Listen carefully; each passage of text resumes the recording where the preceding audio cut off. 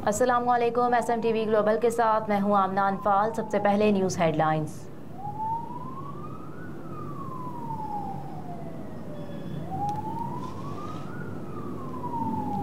अल्लाह ने मुझसे मुल्क और इंसाफ की खिदमत ली। Good to see you all my friends. Chief justice Pakistan का आखिरी रोज मुकालमा।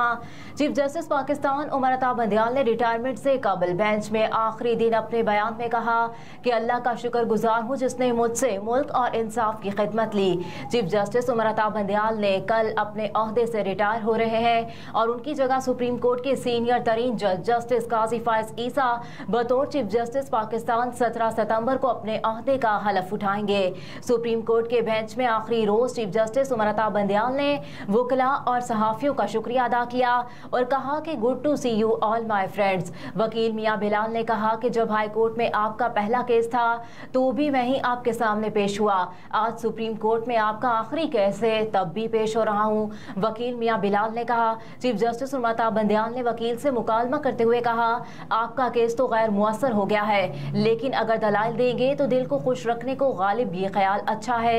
वकील मियां बिलाल ने कहा कि आपने हमेशा तहम्मुल से हमें सुना, जिस पर जस्टिस उमर अता बंदियाल ने कहा, हमारा फर्ज है कि सबको तहम्मुल से सुने।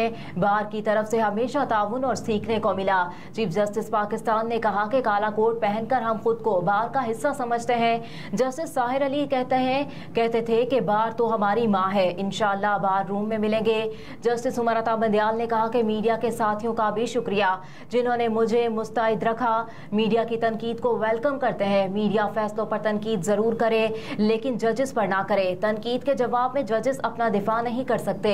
जजेस पर तनकीद से पहले ये जरूर देखे कि सच पर मबनी है या कयास आराइयों पर। जजेस पर तनकीद झूठ की बुनियाद पर नहीं होनी चाहिए। चीफ जस्टिस ने कहा कि अल्लाह का शुक्रगुजार हूँ जिसने मुझसे मुल्क और इंसाफ की खिदमत ली, अल्लाह के लिए अपना फरीजा अदा किया।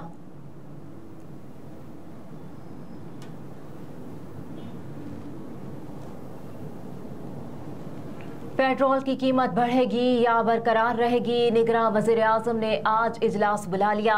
ज़राए के मुताबिक निगरां वज़ीर-ए-आज़म ने आज दो अहम इजलास तलब किए हैं, जिसमें से एक पेट्रोलियम मसनूआत की कीमतों और दूसरा बिजली चोरी से मुतालिक है। इजलास में वजारत खजाना और औदरा समेत मुतालिका इदारों के हुकाम शरीक होंगे, जबकि वजारत तवानाई के हुकाम वज़ीर-ए-आज़म को बिजली चोरी के खिलाफ कार्रवाइयों पर रिपोर्ट देंगे। मुल्क में हर 15 रोज बाद पेट्रोलियम मसनूआत की कीमतों का तयन किया जाता है और आज रात से पेट्रोलियम मसनूआत की कीमतों में इजाफे का इम्कान जाहिर किया जा रहा है।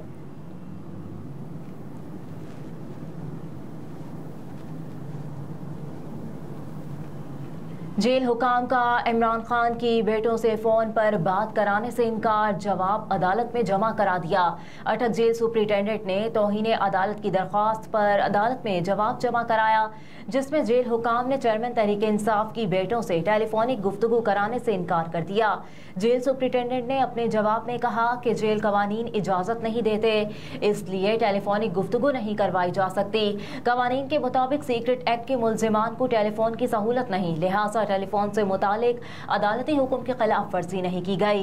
सुप्रिंटेंडेंट अटक जेल ने पंजाब पर प्रिजन फाउंडेशन का खत भी अदालत में जमा करवाया, जिसमें कहा गया है कि प्रिजनर कवानीन 1978 के मुताबिक कैदियों को बैरून मुल्क टेलीफोन पर बात की इजाजत नहीं। खुसूसी अदालत के जज अबुल हसनात जुल्करनैन ने अटक जेल सुप्रिंटेंडेंट के जवाब पर 18 सितंबर को दलाइल तलब कर लिए।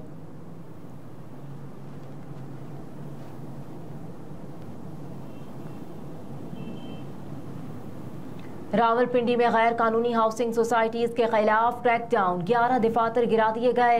कमिश्नर रावलपिंडी की हिदायत पर गैर मंजूर शुदा हाउसिंग सोसाइटीज के खिलाफ ऑपरेशन जारी है, जिस दौरान चक्री रोड पर 11 गैर कानूनी हाउसिंग सोसाइटीज के दफातर गिरा दिए गए। DGR का कहना है कि गैर कानूनी 11 हाउसिंग सोसाइटीज के दफातर मिसमार करके सरबमहर कर दिए गए। अवामी शिकायत पर गैर मंजूर शुदा हाउसिंग सोसाइटीज के खिलाफ कार्रवाई की गई। DG ने बताया कि गैर कानूनी हाउसिंग सोसाइटी शहरियों को बरगला कर जालसाजी में मुलविस थी। शहरी निजी हाउसिंग सोसाइटीज में सरमायाकारी से कबल RDA से मालूमात लें।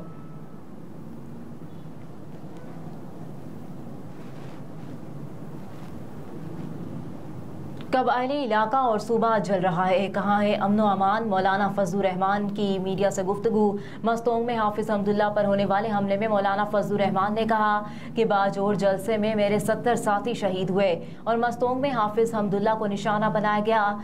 कहा कि 12 ऑपरेशन किए गए, कबाइल ने घर बार छोड़ दिए।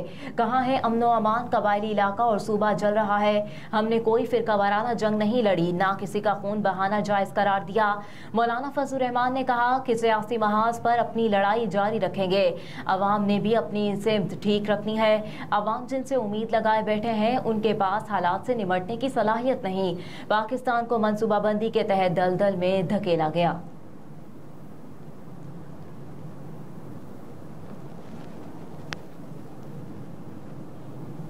नहीं मालूम नवाज शरीफ किसी डील के तहत आ रहे हैं या नहीं। निगरान वज़ीर आज़म की निजी टीवी चैनल को इंटरव्यू में गुफ्तगू।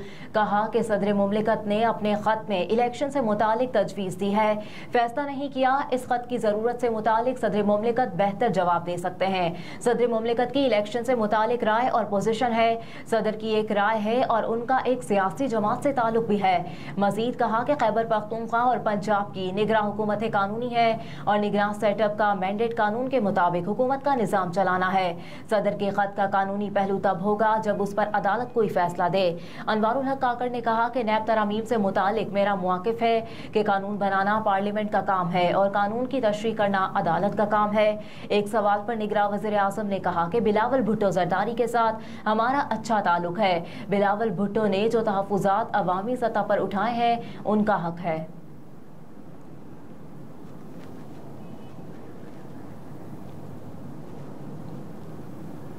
नया पाकिस्तान सर्टिफिकेट्स पर शरह मुनाफा में इजाफा। स्टेट बैंक की जानिब से जारी एलामिये में कहा गया कि 3 माह के डॉलर बिल्स का मुनाफा 125 बेसिस पॉइंट्स बढ़ाकर 8.25% कर दिया गया है और 3 माह के बरतानवी पाउंड बिल्स का मुनाफा 175 बेसिस पॉइंट्स बढ़ाकर 7.25%, जबकि 3 माह के यूरो NPCs का मुनाफा 225 पॉइंट्स बढ़ाकर 6.25% कर दिया गया है।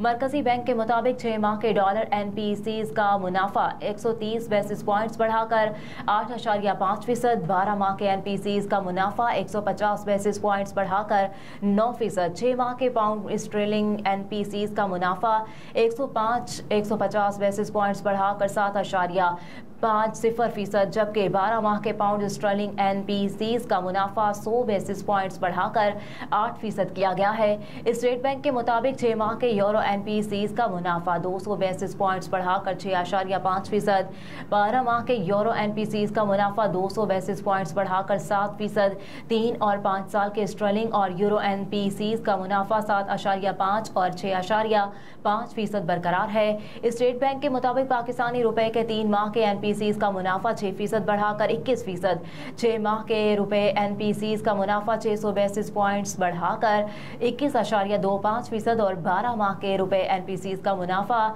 600 बेसिस पॉइंट्स बढ़ाकर 21.50% किया गया है।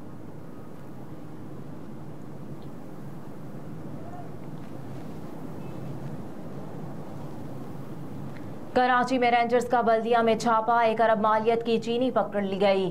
तर्जुमान रेंजर्स के मुताबिक चीनी जखीरा अंदोजों के खिलाफ क्रैकडाउन के दौरान इस्लाम नगर बल्दिया टाउन में छापा मारा गया, जिस दौरान पकड़ी गई चीनी की 1,06,000 बोरियां जब्त कर ली गई। दूसरी जानिब हब रेवर रोड पर वाक़े 2 मुख्तलिफ गोदामों में कार्रवाई के दौरान जखीरा अंदोजी पकड़ी गई, जहां से चीनी के 1,40,000 बैग बरामद किए गए।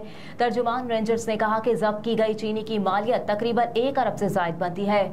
तर्जुमान के मुताबिक जखीरा शुदा चीनी मुबैना तौर पर बलोचिस्तान के रास्ते अफगानिस्तान भेजी जानी थी, ताहम अब बरामद शुदा चीनी मजीद कानूनी कार्रवाई के लिए सिविल इंतजामिया के हवाले कर दी गई है।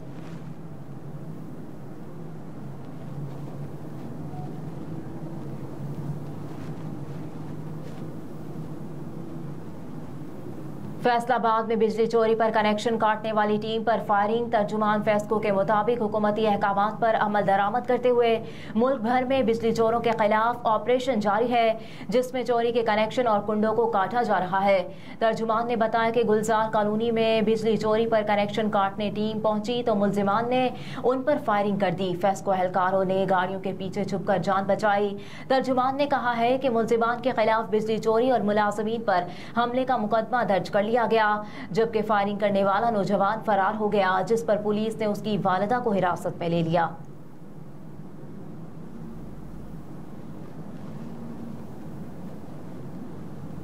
और फ्रांस की पाबंदी के बाद बेल्जियम का भी आईफोन 12 के मुज़र सेहत असरात पर तहकीकात का फैसला। गैर मुल्की मीडिया के मुताबिक बेल्जियम का कहना है कि रेडिएशन खदशात पर फ्रांस की जानिब से आईफोन 12 की फरोख्त पर पाबंदी के बाद अहम एप्पल फ़ोन्स की इंसानी सेहत पर मुरतब होने वाले मुज़र सेहत से मुतालिक तहकीकात करवाएंगे। बेल्जियम के डिजिटलाइजेशन के वज़ीर ने कहा कि हमारे रेगुलेटर्स भी मामले का जायज़ा ले रहे हैं। हमने अपने रेगुलेटर से कहा है कि वो सिर्फ आईफोन 12 नहीं बल्कि एप्पल के तमाम स्मार्टफोन्स को और टैबलेट समेत दीगर फोन्स का भी जायजा लें, ताहम ये काम आगे चलकर किया जाएगा। दूसरी जानिब यूरोपीय यूनियन की जानिब से एप्पल फोन्स पर पाबंदी और आईफोन के मुज़र सेहत असरात से मुतालिक कोई रद्द-ए-अमल सामने नहीं आया। यूनियन में अपील एप्पल प्रोडक्ट पर पाबंदी के हवाले से यूरोपियन कमीशन का कहना था कि वो कोई भी फैसला करने से कबल यूनियन के दीगर रुकन ममालिक के फीडबैक का इंतजार करेंगे। हेडलाइंस आपने जानी। न्यूज़ स्टूडियो से फिल वक्त इतना ही। आप देखते रहिए SMTV ग्लोबल।